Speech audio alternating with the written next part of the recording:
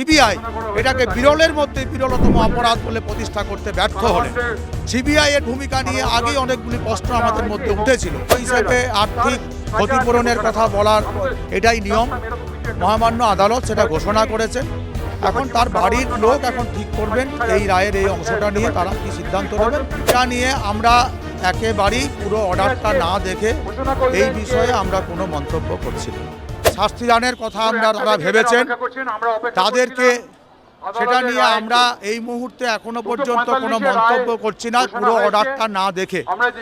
আমরা শুধু এটাই বলতে চাইবো যে আমরা খুব দুঃখের সঙ্গে হতাশার সঙ্গে দেখলাম যে আমাদের তদন্তকারী সংস্থা সিবিআই এটাকে বিরলের মধ্যে বিরলতম অপরাধ বলে প্রতিষ্ঠা করতে ব্যর্থ হলেন। সিবিআই এর ভূমিকা নিয়ে আগেই অনেকগুলি প্রশ্ন আমাদের মধ্যে উঠেছিল।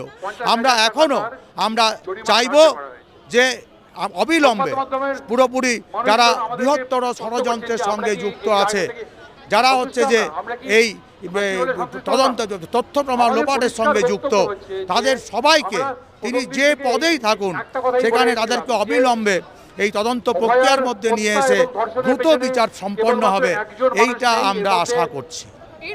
বেশ কিছু মানুষ আছেন এবং তাদেরকে আড়াল করার জন্য ষড়যন্ত্রীরা আছেন। ষড়যন্ত্রী যে আছেন সেটা কিন্তু বিচারক আজকে না, আমি আবার বলছি যে কি শাস্তি দেওয়া হলো এটা নিয়ে আমরা একেবারেই পুরো অর্ডারটা না দেখে এই বিষয়ে আমরা কোনো মন্তব্য করছি না। সঞ্জয় রায় অপরাধী, তাকে 25 বছরের শাস্তি দেওয়া হলো। দেখুন, ওখানে এইরকম একটা রায়দানের একটা অংশ হিসেবে আর্থিক ক্ষতিপূরণের কথা বলার এটাই নিয়ম। মহামান্য আদালত সেটা ঘোষণা করেছেন। এখন তার বাড়ির লোক এখন ঠিক করবেন এই রায়ের এই অংশটা নিয়ে তারা কি সিদ্ধান্ত নেবেন, এটা তাদের বিষয়। আমরা রাস্তায় আন্দোলনে আছি যতদিন না পর্যন্ত বৃহত্তর ষড়যন্ত্রের প্রতিটি চরিত্র আজকে হচ্ছে যে তদন্তের ভিতর দিয়ে বিচার প্রক্রিয়ায় আসে।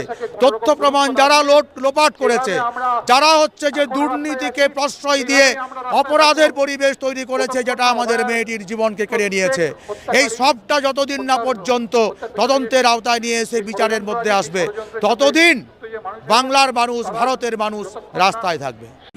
বাংলা হান্টের আরো খবর দেখতে নজর রাখুন। বাংলা খবর মানেই বাংলা হান্ট।